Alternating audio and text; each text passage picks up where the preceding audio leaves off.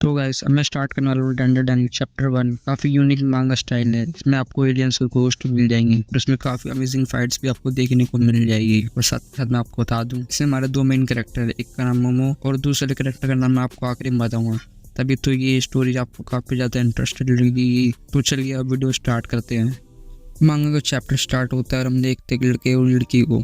लड़का उससे बोल रहा होता है कि अगर तुमने आज के पैसे नहीं दिए तो आज की डेट हमारी कैंसिल हो जाएगी। और साथ कहते अगर तुम्हें होटल में और कुछ भी करना है तो उसके पैसे भी अलग से लगेंगे। तो काफ़ी ज़्यादा गुस्सा हो जाती है और उसे एक किक मार देती है, जिससे कि वो लड़का आराम से रोक लेता है और उसे उल्टा वहीं पर गिरा देता है और बोलता है कि अब हमारा भी ब्रेकअप हो जाएगा। और इतना सब कुछ होने के बाद भी वो लड़की उसे पता नहीं क्या बोल रही होती है, फिश ब्रेन। ये भी कोई गाली भी क्या। अब इस सीन शिफ्ट होता है, हम देखते हैं स्कूल का सीन, जहाँ कि ये अपनी फ्रेंड्स को अपने बारे में बता रहे थे कि वो उसका पहला बॉयफ्रेंड था और उसने भी उसको, तो अब उसके साथ भी उसका ब्रेकअप हो चुका है। जहाँ उसकी फ्रेंड उसे बता भी रही होती है कि वो लड़का वैसे भी उसके लिए सही नहीं था, पर हमारी मेन कैरेक्टर बताती है कि वो उसे काफ़ी पसंद था, क्योंकि वो एक सुपरस्टार जो कि इनके यहाँ पे रहता है, जिसका के नाम थाकाकुरा है। और बताते हैं कि इसमें क्या ही दिक्कत है, वो काफ़ी बोल्ड पर्सनैलिटी का गाय है, जिसे कि मैं पसंद करती हूँ। इन चीज़ों के बाद वापस से वो मेन कैरेक्टर हमारी, और हाँ मैं आपको उसका नाम बता देता हूँ, उसका नाम मोमो आया से है और मैं इसको एक्सप्लेनेशन में मोमो ही कहूँगा क्योंकि ज़्यादा शॉर्ट है तो अच्छा लगेगा।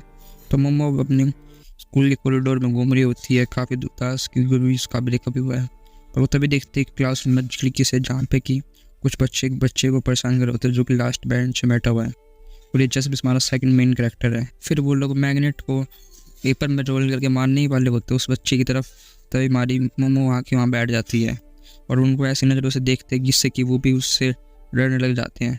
मोमो के पास चला जाता है और पूछता है कि मुझे पता है तुम क्या देखना चाहती हो, और ये बात वापस रिपीट करता है, जैसे कि मोमो बोलते क्यों कि तुम एक ही बात को वापस रिपीट क्यों कर रहे हो, और मैं तुम्हें बता दूं मैं तुमसे फ्रेंडशिप नहीं करना चाहती। हमारा दूसरा मेन कैरेक्टर से बताता है कि ये देखो मैं इसके बारे में बात कर रहा हूँ। उस बुक में दिखाता है जिसमें कि प्रेसिडेंट के बारे में लिखा हुआ है और उनके कुछ एलियंस और कुछ सीक्रेट प्रोजेक्ट्स के बारे में भी लिखा हुआ है।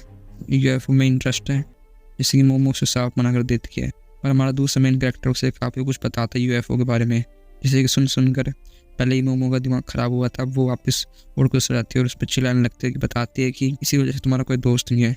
जिसे सुनकर हमारा दूसरा मेन कैरेक्टर काफ़ी ज़्यादा उदास हो जाता है, जिससे कि दूर खड़ी मोमो पे नोटिस कर लेती है और उससे माफ़ी मांगते हुए बताती है कि उसे यूएफओ में इंटरेस्ट नहीं है, उसे बस स्पिरिट्स में बिलीव्स है।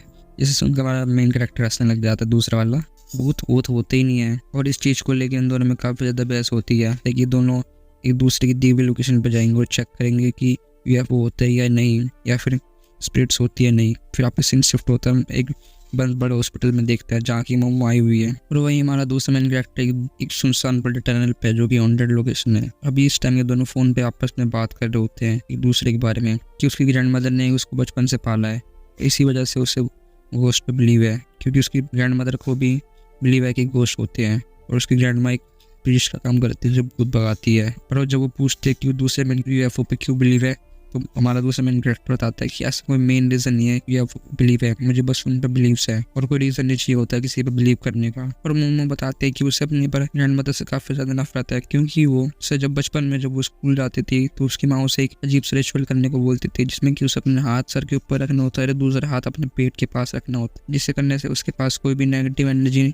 आसपास भी नहीं आ पाएगी। ऐसा करते टाइम उसे काफ़ी सारे बच्चे जो उसके साथ होते थे उस पर हंसते थे, पर मोमो को उससे फर्क नहीं पड़ता था। मोमो को फ़र्क इस बात से पड़ता था कि जिस लड़के को वो पसंद करती थी वो लड़का भी उस पर हंसता था और उसकी ग्रैंड माँ का मजाक उड़ाता था। इसी वजह से मोमो को अपने ग्रैंड फादर से काफ़ी ज़्यादा नफरत होने लगी। और फिर भी मोमो को अपनी ग्रैंड माँ काफ़ी ज़्यादा पसंद थी। हमें एकदम से हमारे दूसरे मेन कैरेक्टर के सामने ये दिखता है, जो कि पता नहीं से क्या बोल रही है। इसे कि देखते हमारा मेन कैरेक्टर काफी तेजी से भागने लग जाता है टनल के बाहर। जैसे ही वो टनल से बाहर आता है, देखता है कि गोस्ट उसके सामने आ चुकी है, जिसका नाम की टर्बो ग्रैनी है। मोमो से बताती है कि अगर वो उस टर्बो ग्रैनी से बच नहीं पाया तो उसका कर्ज उस पर लग जाएगा। और इस टाइम तक मोमो के सामने भी 3 लोग आके खड़े हो चुके हैं, जो कि काफी अजीब से दिख रहे होते हैं, जिससे कि मोमो देख के भागना स्टार्ट कर देती है और वो उसका पीछा करते हैं और उसके कपड़े फाड़ देते हैं। और अब नेक्स्ट पैनल में देखते हैं कि मोमो को चारों तरफ से बांध रखा होता है। पूरे 3 लोग वहीं पर खड़े हुए हैं और अपना नाम सर्पोनियंस बताते हैं, जो कि सर्पो प्लेनेट से। लिलियस बताता है कि उनकी स्पीशीज में सिर्फ मेल्स है ये एलियन बताता है कि इनकी प्रजाति में सारे मेल्स होते हैं, इसी वजह